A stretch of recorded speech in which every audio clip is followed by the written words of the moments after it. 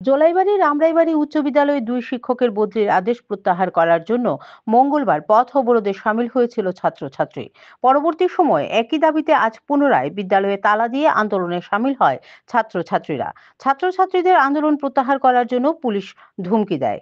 পুলিশের ধুমকিকে উপেক্ষা করে ছাত্রছাত্রীরা তাদের আন্দোলন চালিয়ে যায়। অভিযোগে জানা গেছে, আন্দোলন প্রত্যাহার করার জন্য বাইখোড়া থানার ওসি বিষ্ণু দাসের আদেশে ছাত্রছাত্রীদের উপর লাঠিচার্জ করে বাইখোড়া থানায় কর্তব্যরত এএসআই মরণ বৈদ্য। এই লাঠিচার্জে প্রায় 12 জনের অধিক ছাত্রছাত্রী আহত হয়। আহত ছাত্রছাত্রীরা বর্তমানে রামরাইবাড়ী প্রাথমিক স্বাস্থ্য কেন্দ্রে চিকিৎসাধীন অবস্থায় রয়েছেন।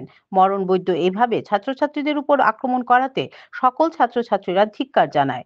সকলে এই ধরনের আক্রমণের জন্য ওসি বিষ্ণুচন্দ্র দাস এবং মরণ বৈদ্যর শাস্তির দাবি রেখেছে। বিদ্যালয়ে প্রবেশ করে ছাত্রছাত্রীদের উপর এই ধরনের আক্রমণে সর্বত্র ছি ছি রব উঠেছে। এই ধরনের আক্রমণের জন্য সকলে রাজ্য সরকারের হস্তক্ষেপও দাবি করেছে। এখন দেখার বিষয়, ওসি বিষ্ণুচন্দ্র দাস এবং এএসআই মরণ বৈদ্যের বিরুদ্ধে প্রশাসন কি প্রকার পদক্ষেপ গ্রহণ করে। Bureau report, BTV Tripura news.